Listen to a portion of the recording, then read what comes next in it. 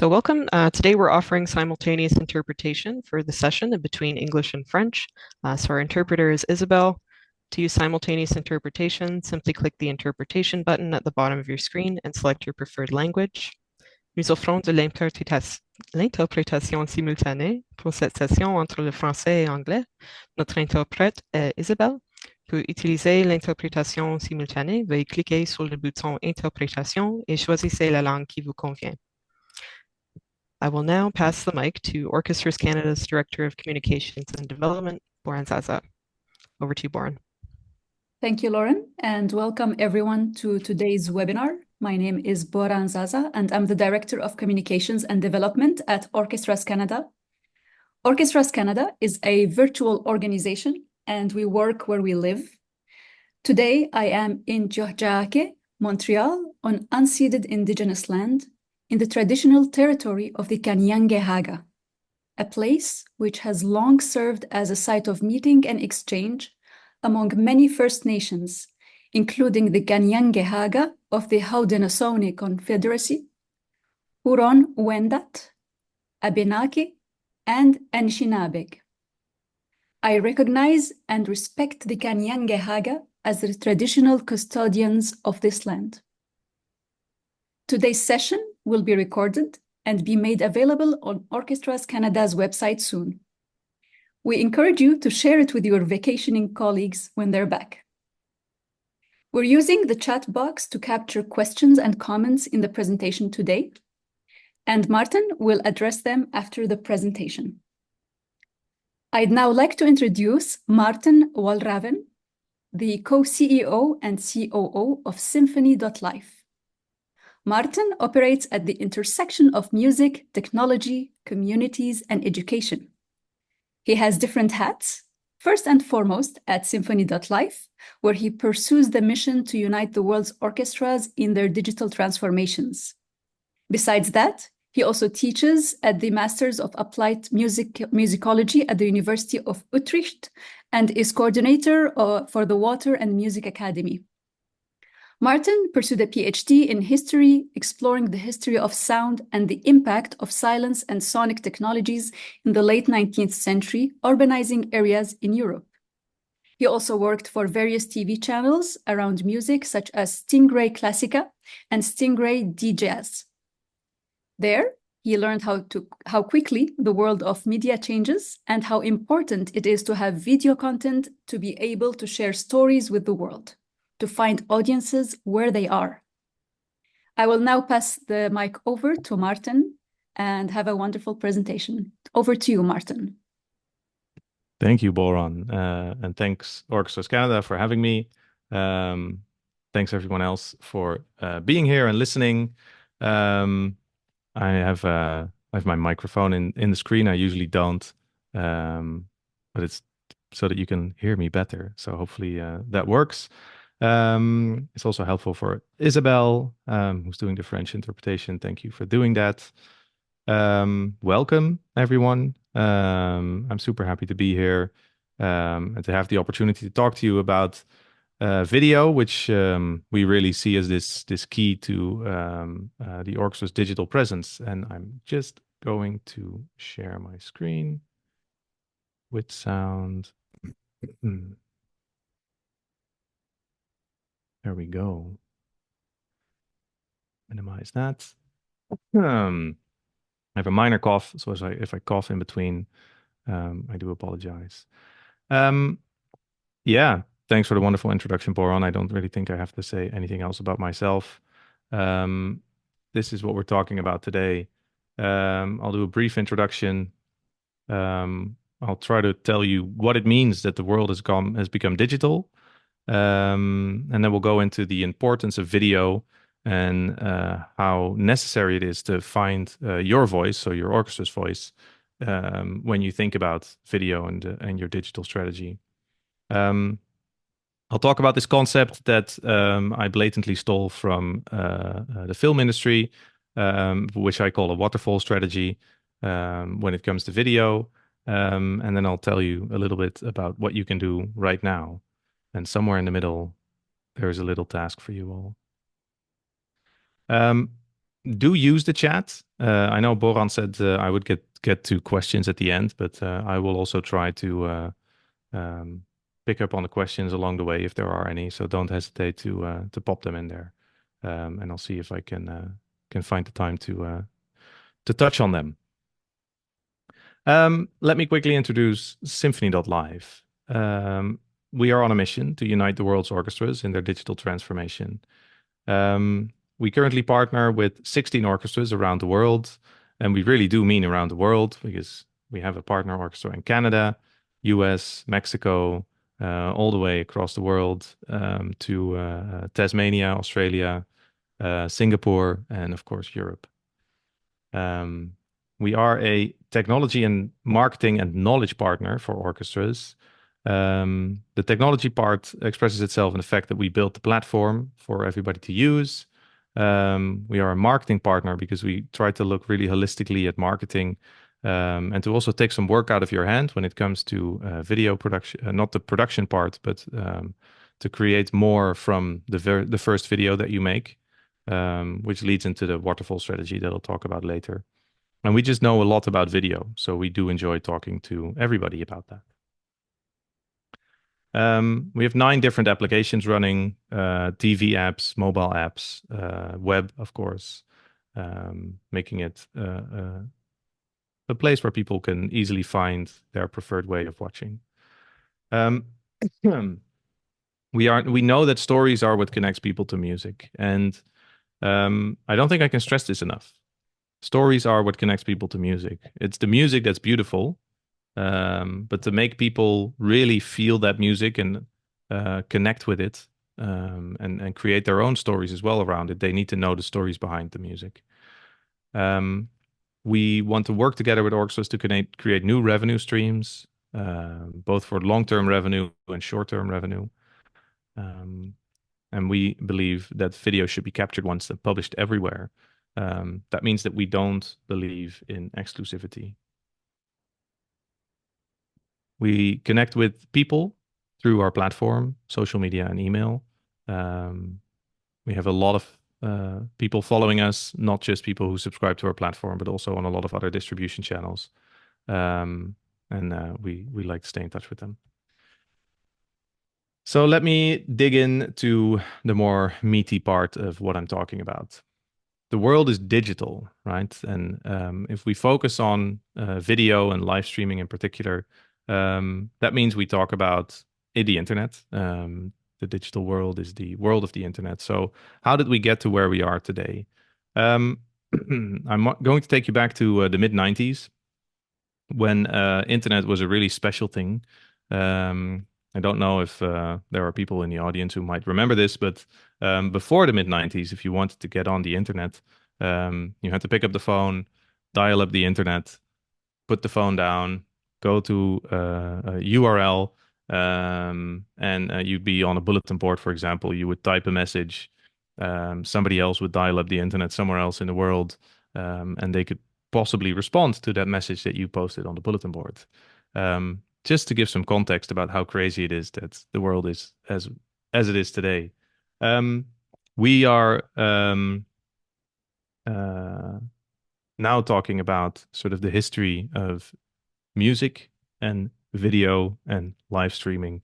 And in 1996, there was an Irish band called Caduceus. I don't think anybody would know them, but they broadcast a 1-hour live show on a website, and it's quite special that they did that. In the same year, there were 36,000 global viewers for the Tibetan Freedom Concerts. A few years later, in the Netherlands, in Paradiso in Amsterdam, they put cameras into the venue and decided to live stream a lot of the bands. In 1999, they launched a thing called Fab Channel. For me personally, this was very formative because I watched a lot of great bands on my computer screen like that. Of course, in between 1999 and 2005, there was a little dot-com crash. But in those years, a lot of the big companies that we now know were built, such as Facebook, but also YouTube launched in 2005, which led us to add user-generated content to the mix. A couple of years later, in 2008, there were a bunch of people trying to launch video on demand services. Medici is the one that is still around from that era, as is the digital concert hall.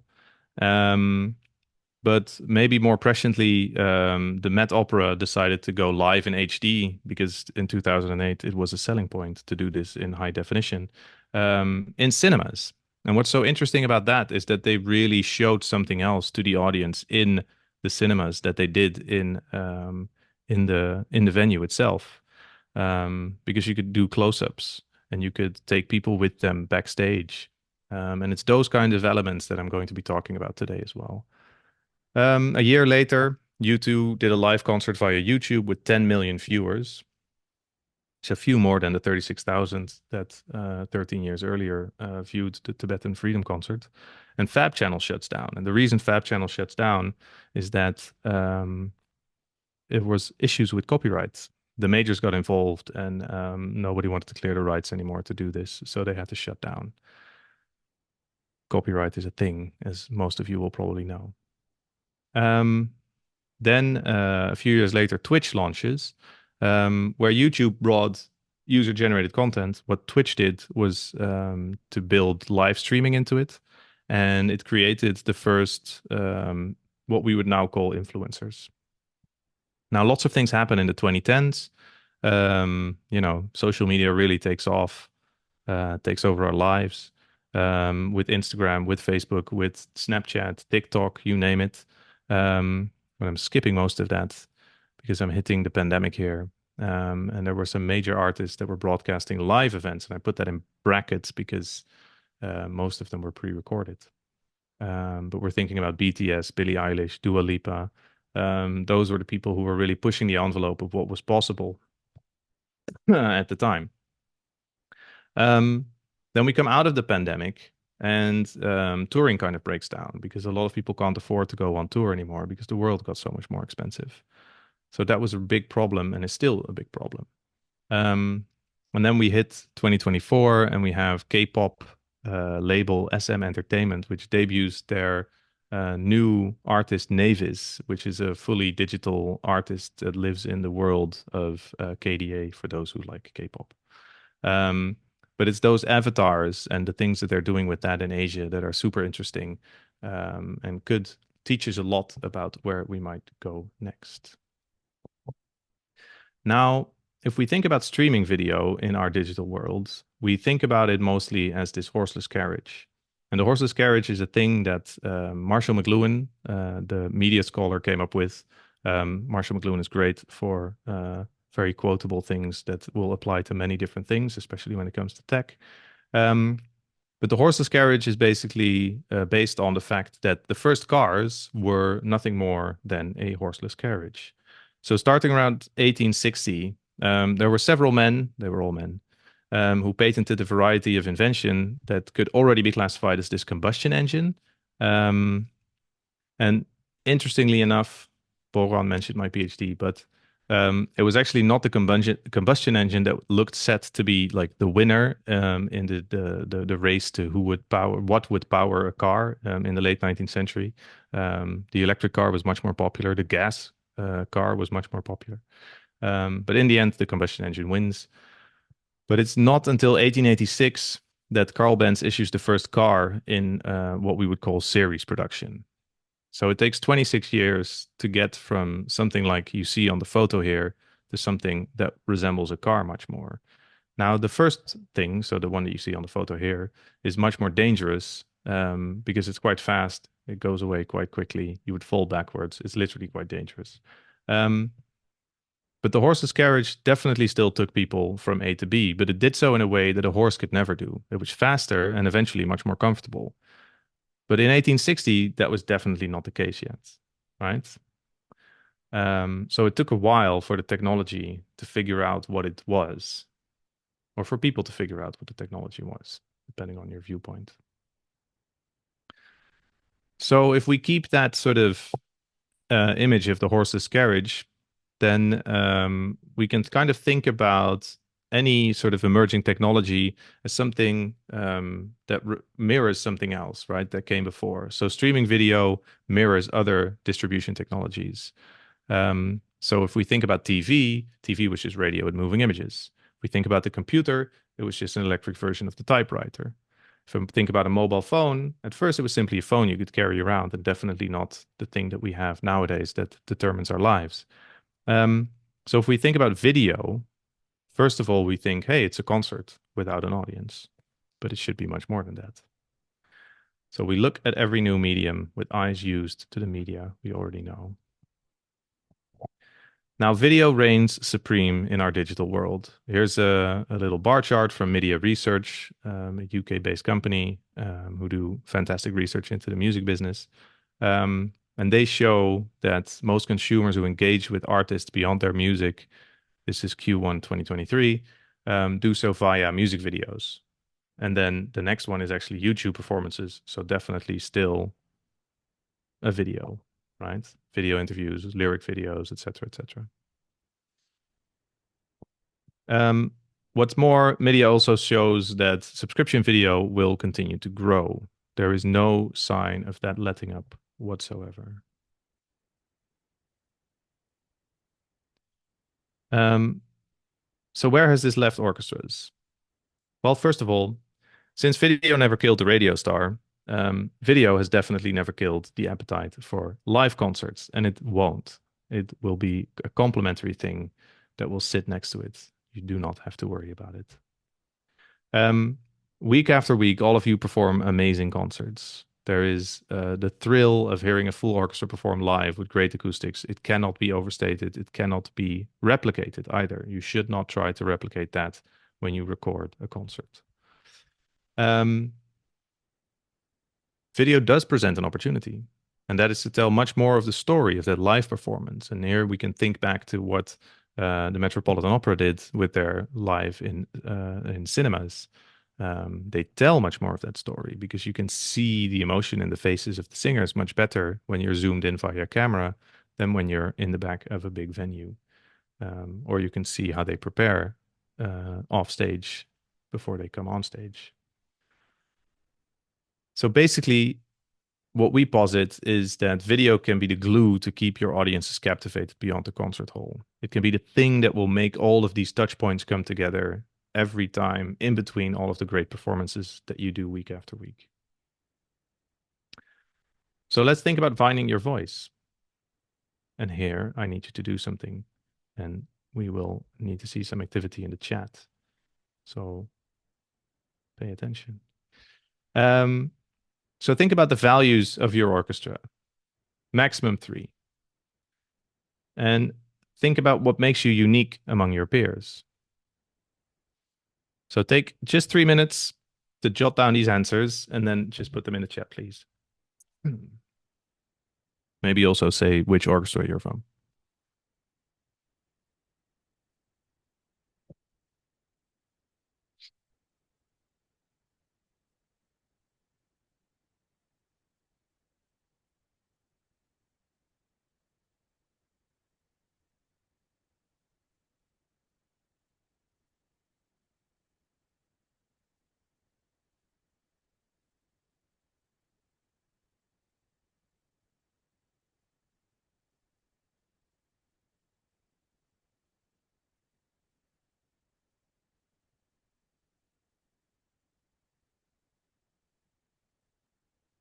I hope everybody's playing ball and that we'll see some things happening in the chat soon.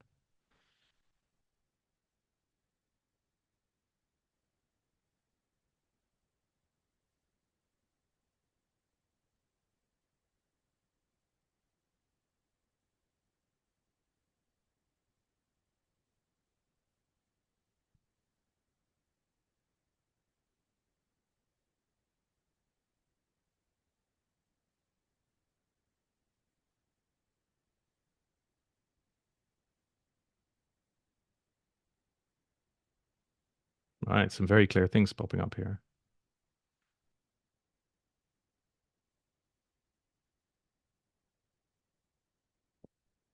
So we have Ariana from Whispering River Orchestra, serving the local community, incorporating multiple disciplines of art into a concert. Sounds very exciting. And connecting deeply to the local indigenous community. Those are very, very clear values. and also definitely something that makes you stand out. And then we have Victoria from Capital City Symphony in Washington, D.C. Embracing new expressions in music while still performing the canon, diversity of expression, and a more intimate personal concert experience. Very cool. Here's Lorenzo, Oakville Symphony. Inclusion, creativity, and excellence are the values, and they offer opportunities to experience emotion in their community. It's really quite valuable. Music Toronto, engaging community through concerts, arts development, and community engagement and education.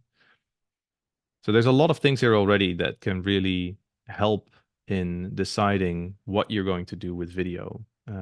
So I will try and come back to that in just a minute. There is just a tad of time left.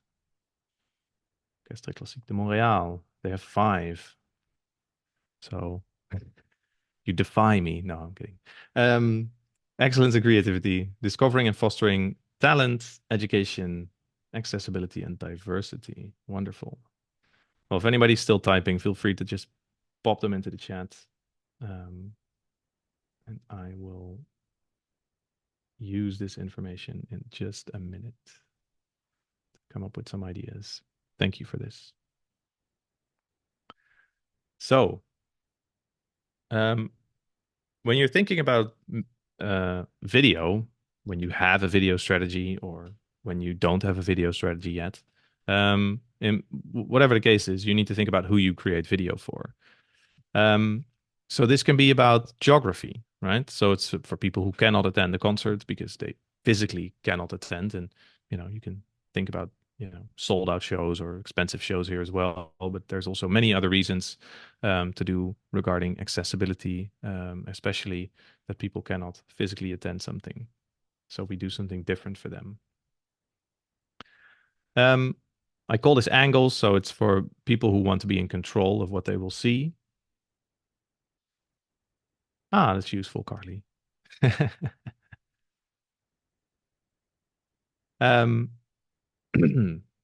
So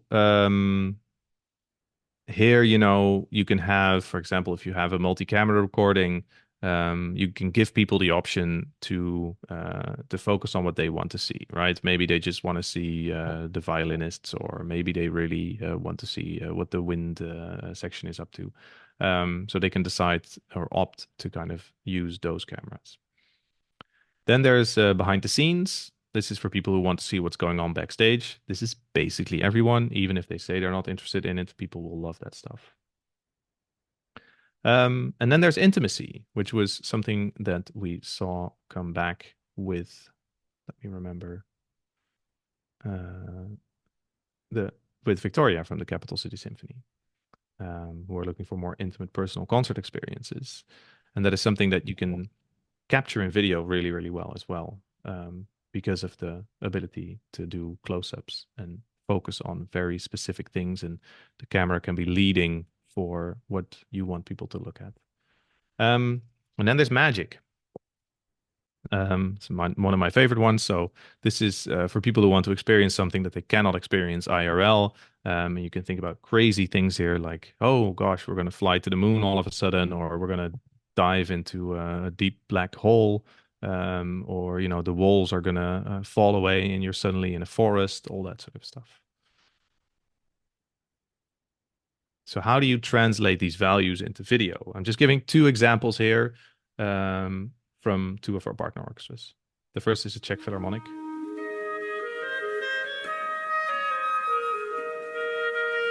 Let me know if the sound doesn't work. It should work.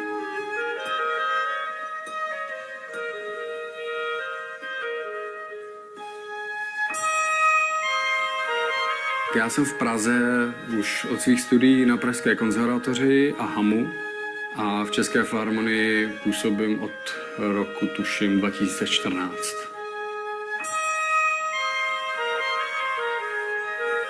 Do filharmonie jsem se dostal skrze konkurs. Ovšem byl to tenkrát konkurs na místo koncertního mistra. Jehož podmínky jsem splnil, ale nevyhrál. Vyhrál můj kolega Vašek Petr. Ale tehdejší šéfdirigent Jiří Bělohlávek vyjádřil přání mě nějakým způsobem získat taky a vytvořili pro mě tady tenkrát takový půlúvazek na tuty místo a z něho jsem se dostal za tu dobu vlastně na prvního zástupce.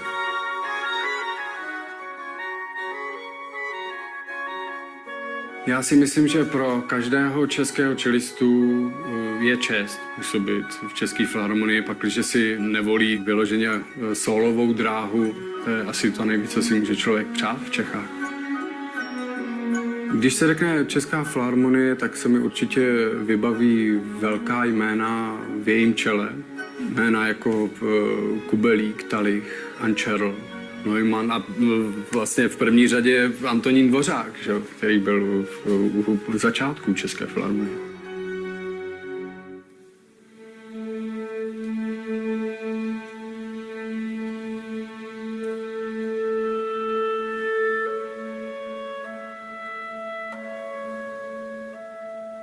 Já jsem trošku taková patriotka v tom, že i když jsem studovala 2 roky v Americe, jezdila jsem všude možně po světě, tak mě to vždycky táhlo zpátky do Prahy.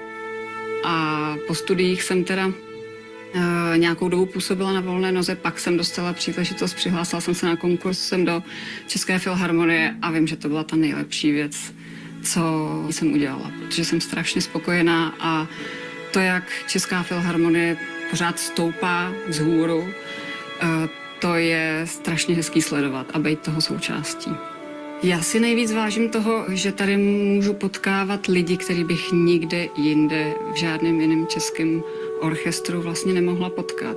Že sem chodí tak výjimeční solisté a dirigenti, že to každýho z nás strašně moc obohacuje. A ta Česká filharmonie má opravdu skvělé možnosti a vystupuje v těch nejlepších sálech s nejlepšími muzikanty světového formátu. Já jsem se teď přednedávnem čerstvě vrátila z poměrně dlouhé mateřské dovolené.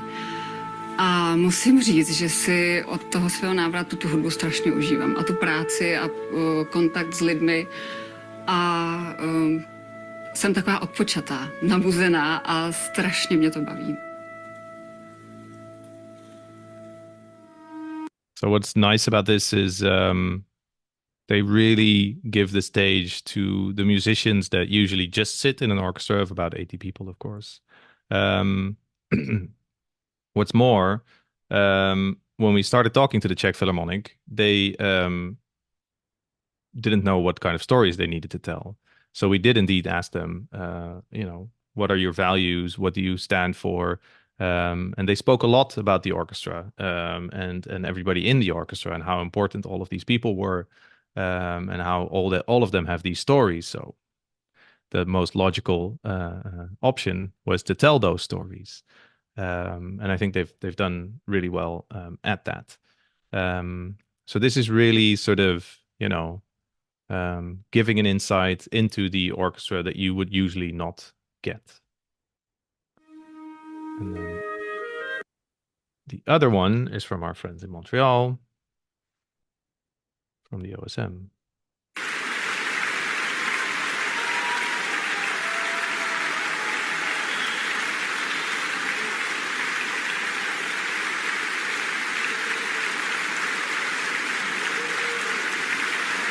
Here we see different angles inside the orchestra.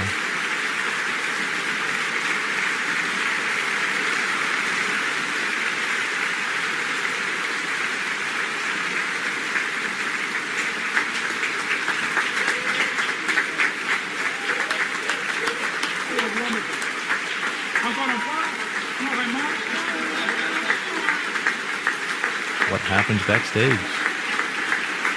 Another thing you don't see when you're in the hall.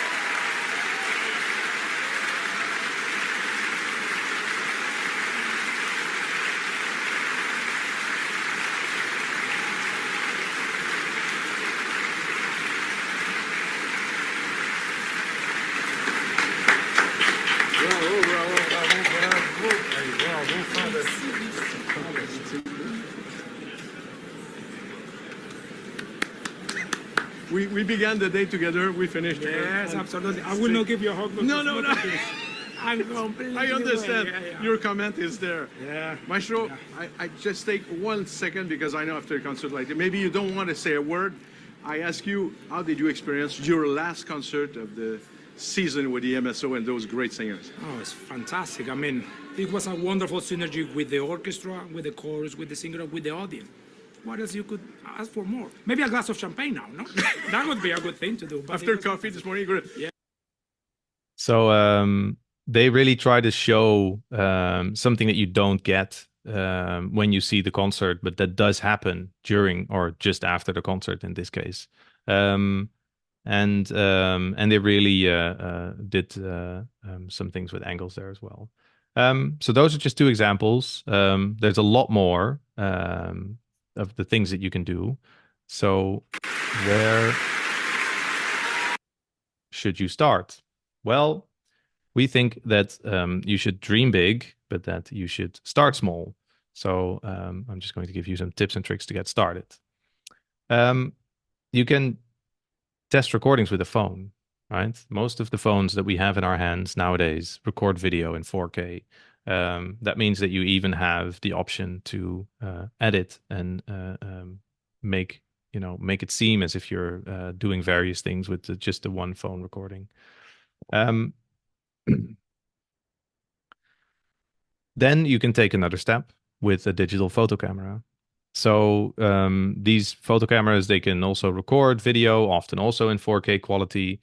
As a next step, you could get a gimbal, a stabilizer, to enhance quality further. So I suggest you pick a channel to start communicating on. Start testing ideas and formats with your audience. Don't be afraid. If it doesn't work, just try something else. You're iterating here. So you can choose Instagram, you can choose TikTok, you can choose Facebook, you can even choose email. There's many, many different things that you can do. And then you can just start to tell stories that can, be anything. Eventually, you could make a longer recording, right? So you could, for example, follow someone for a day through a rehearsal, make an edit using any number of editing tools. There's Adobe, Express, or Premiere. There's CapCut, there's DaVinci, there's so many more. So if we just look at some of the things that were just put into the chat.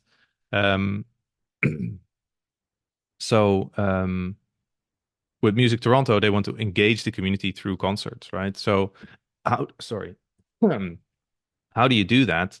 Well, first of all, you can make the concert itself more engaging.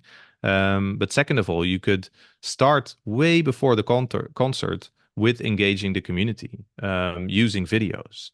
So you could try and make some videos during the rehearsals. You could try and get some people to talk about the music. It doesn't have to be very complicated. You don't have to make big storylines, but there's lots of little small storylines. They can be personal. They can be about the people, like we just saw. They can be about the things that are happening during rehearsals. They can be about the choice of the music. They can be about the choice of the venue, if maybe it's somewhere a little bit different sometime. And then, that concert starts way before the actual community engagement event that the concert is, and it can still keep going after that. Similarly, if we look at the Whispering River Orchestra, one of their values is to connect deeply to the local indigenous community. And this is something that you can, of course, capture on video, because there will be lots of projects that reflect that value. And by recording them, by telling the story on video as well as IRL, so to speak, that can help you sort of bring out the long-term value of that thing that you're doing. Which leads me into the idea of the waterfall strategy, right? Video creation can start small. Let's think big. If you are going to do a multi-camera recording, so you're going to make the investment, you're going to pay the production, you're going to clear all the rights, pay for all the clearances, definitely know that one of those recordings is much more than a single product. And the film industry, the movie industry works with windowing strategies, and we can all adapt this, right? So traditionally, a film would hit cinemas, It would hit retail DVD, it would hit transactional video on demand, go to rental DVD, transactional video on demand, it would go to pay TV, it would go to SVOD. SVOD can nowadays also be a little bit more to the front, eventually end up on free TV. So a waterfall strategy for orchestras can definitely be for all types of budgets, right? You can have a premiere live stream on a streaming event platform, of course, such as Symphony.live, but also somewhere else. It can be live or post-live, a broadcast of the video. So this is the next step, right? So you can also broadcast it at a local venue or a local cinema, where you can entertain more audiences. Here you can add additional content. You can add interviews, you can add commentary. A third step could be that there could be the live audio, which may sound dangerous, but it's really not, which you could exclusively broadcast on a number of local radio stations, for example, in your local area. Then you can finally release the video on services such as ours. So a video, a subscription video on demand service. And then if everybody's happy with that audio, you can also release it to DSPs, Spotify, Apple Music, etc., etc.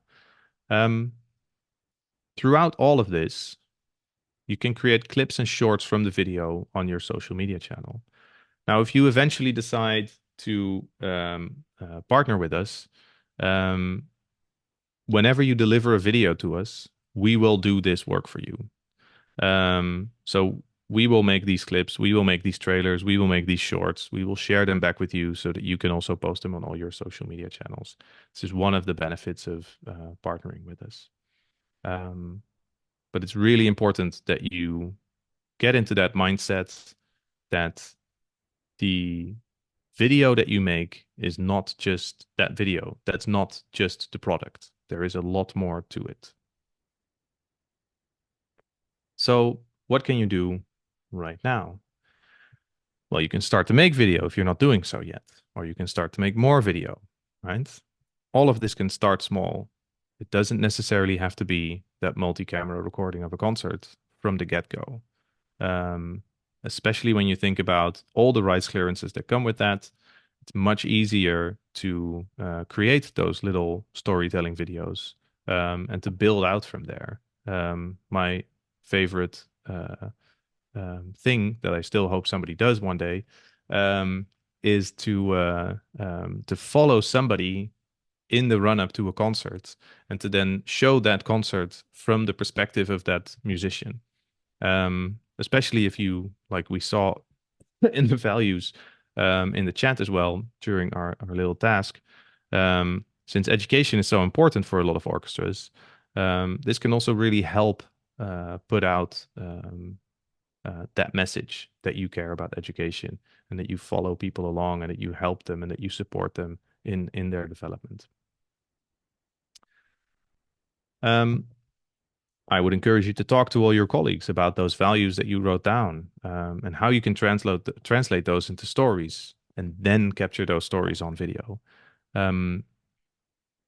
It's important that this is not a solo endeavor from somebody in the marketing department or in an artistic department or in any one single department, but that the idea of video and the idea of digital and the need to have a good strategy around that is carried across the organization. Eventually, you need to strategize for budgeting in bigger productions. And then it's important to take in that waterfall strategy because there you can see how you can provide value across time and platforms to reinforce your digital strategy. So when you start budgeting for a bigger production that is a multi-camera recording, it's important to understand that there will be a lot of value that might not be measurable in Canadian dollars, but there will also be incremental value that is measurable in Canadian dollars. What we do at Symphony.live sort of tries to straddle both of those worlds, but I think it's important to understand that when you start to work on that sort of strategy, that there is a lot of value that will reinforce your strategy as well, and that will give you that platform to showcase those values and the way that you are unique and that you stand out from a lot of other people, and that we are not just all playing that canon, as somebody also mentioned. Of course, you can talk to us. We're here. We love talking about video. There are also conversations with no strings attached. We genuinely just love talking about this stuff and helping people out. So that was my presentation. Thank you very much. If there are any questions, feel free to drop them into the chat and I will get to them. I don't think any questions came up during. No, that was all. Thank you so much for this amazing presentation, Maarten. It's always very interesting to hear about the different strategies that orchestras can adopt in order to create more interesting video content, one that really relates to the values of the orchestra and transmitting that into the community. While we're waiting for some questions to potentially come in the chat, I do have a question for you. If one of the orchestras or ballets that are present here today want to work with you, what would be the best way for them to contact you? That would be to email me. My email was just there, but it's I'll just put it in the chat as well. I'm sure you'll share the presentation, I guess. But there you go. Feel free to email me. It's the best way to get in touch. Yeah. Thank you. And I see a comment in the chat that says, thank you for your presentation. Very clear and concise. Another question I would like to ask is, different platforms prefer different orientations for the video, be it vertical or horizontal or square, and it changes through time. Do you have any strategies to cut down on the amount of work while still adapting videos to be appealing in different platforms? Yeah, I mean, at some point the world was going to be vertical, but it's definitely a world that is sometimes square, sometimes vertical, sometimes in landscape, which makes it hard. But I think it also adds it's an added benefit towards the idea of the waterfall strategy, because you can take things from a video and repurpose it really easily in a square, vertical, or landscape format, depending on what you want to do. And there's a lot of tools nowadays. I mentioned some of them in the presentation, but there's really a lot of tools that can help you, in finding the best way to center something, or finding the best angle to take for something. Yeah, thank you. Thank you. That makes sense. Oh, we do have a question that came in the chat from Ariana. She's asking, how do you think about planning a larger scale recording process, like following someone through concert preparation? What preparatory steps do you take, and what things might be unknown to us that we should consider? What a great question. Thank you, Ariana. The example was actually meant to be something that is a bit smaller to undertake. So if you follow one person, you would need their approval to do so, and for them to be on video, and for that video to be, put out into the world in various ways, and perhaps even be monetized. So depending on the contract that you have with musicians, that would require a fee or not, an agreement or not. So that's something to consider. Copyright's always something to consider, basically. The other thing to consider is that for these cases, I would, try to keep it as small as possible.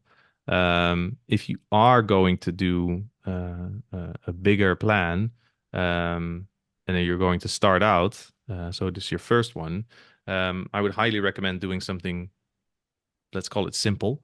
Even if your orchestra is very proudly has a value of supporting new music, maybe don't start with that recording because the copyright situation will be even more complicated. So do start with something from the canon that is in the public domain, for example. Also, consider that there are different standards across the world. So stick to what you have in your local area, which for all of you is Canada, except if you're in Leeds. There are parts of the world where people record in 30 frames per second, and other parts of the world where we record in 24 or 25 frames per second, etc. Those are some things to take into consideration. But those are, hopefully that answers your question a little bit. And then there are more questions about rights. Yes, so we have a question from Victoria, who also mentions that she loved the thought about following a performer through the process. Can you speak a bit more about navigating technical rights issues? Well, I could speak about that for hours. The problem with copyright, of course, is that there are 177 countries that are part of the World Intellectual Property Organization. So that means there are 177 different answers to this question. If we think specifically about sort of the broad stroke things that you need to do, then everybody who performs needs to be cleared.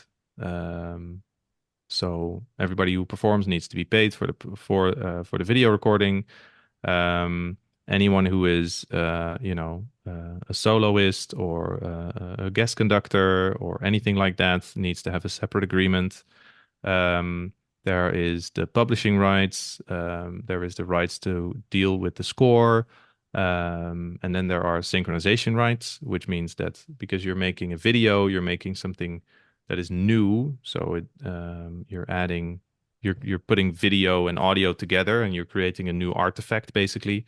And that you need to clear with synchronization rights. So I hope that gives you a sort of little glimpse into the mayhem that is copyright. I'm happy to talk further. Just shoot me an email and I can take you through more detail if you want. Yeah, thank you for that. And I see a comment from Catherine Carlton, our executive director here at Orchestras Canada, saying, although it might be possible to negotiate performing rights fees with a composer your orchestra knows well and works with regularly, rather than a major international publisher. Very true. And I would take that one step further. And if you are indeed that orchestra that I was just talking about that really supports new music, and you do a lot of commissions, then one thing you can do is to make sure that when you do the commission, you retain the rights to record the material or record the music and distribute it as well, which, especially if there's a good relation, shouldn't be too much of an issue. A lot of the composers that I know anyway, would love their music to be heard more, right? That's sort of the whole purpose of their existence, is that more people will hear their music. So there are definite options there if you support new music. Well, I don't see other questions in the chat, but I do have a last one for you, Maarten. What time is it right now in the Netherlands? It's 10 minutes to 10 in the evening. Oh, wow. I want to thank you so much for presenting this webinar this late in the evening. Anytime. For joining us, and thank you for sharing those insights so generously. I also want to give a word of appreciation for the simultaneous interpreter, Isabel. And I also want to thank everyone who attended today's webinar. As I mentioned in the beginning, we will be sharing the recording and the slides on the resources section of our website in the coming days. If you have any questions for Maarten, don't hesitate to shoot him an email. Thank you and have a wonderful day, everyone.